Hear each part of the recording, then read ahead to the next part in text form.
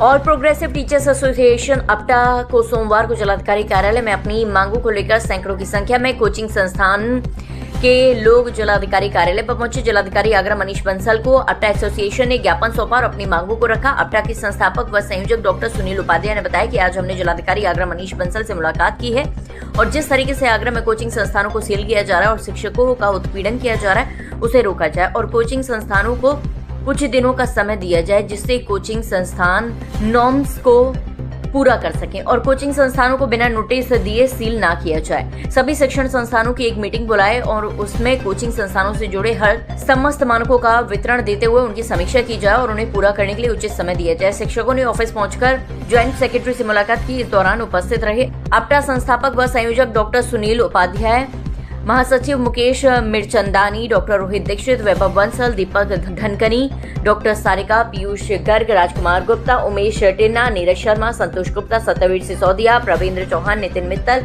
Anil रजवानी, Ravi Sharma, doctor Dayal Saran आदि। हाँ, DM sir ने हमें सुना, उन्होंने आश्वासन दिया है, उन्होंने बोला है कि वो देखेंगे, एडीए से बात करेंगे और देखते हैं कब तक चलता है। फिलहाल हम लोगों की यही इच्छा है कि हम लोग खुद ऐसा चाहते हैं कि हम शैक्षणिक कार्य थोड़े दिनों के लिए रोक देंगे।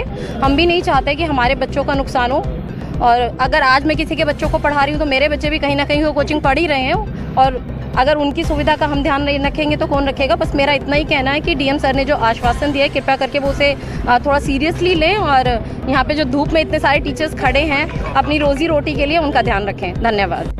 यहाँ पे मेरे साथ बहुत सारे टीचर्स खड़े हुए हैं जो इस चीज़ के लिए आए हुए हैं कि भाई हमें थोड़ा सा टाइम तो दिया जाए, 1-2 महीने तो दिया जाए कम से कम, जिससे हम अपनी ये जितनी भी उन्होंने प्रशासन ने रखी है मांगे वो हम पूरी कर सकें। टीचर्स को हमेशा टाइम तो मिलना ही चाहिए और जहाँ तक हमारी कहते हैं स्वेच्छा है कि हम अपनी पूरी तरीके से इस डिमांड को पूरी करेंगे, लेकिन प्रैक्टिकली वो ऐसी भी होनी चाहिए जो पॉसिबल हो, ऐसी नहीं होनी चाहिए कि जो पॉसिबल ही ना हो।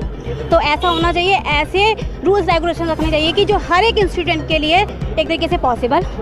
आगरा में लगातार प्रशासन बिना भौतिक निरीक्षण किए हुए कोचिंगों को सीज कर रहा है। इस संदर्भ में आपटा के लगभग 100 शिक्षण संस्थाओं के डायरेक्टर डीएम साहब से आज मुलाकात करते हैं और ज्ञापन देते हैं। डीएम साहब ने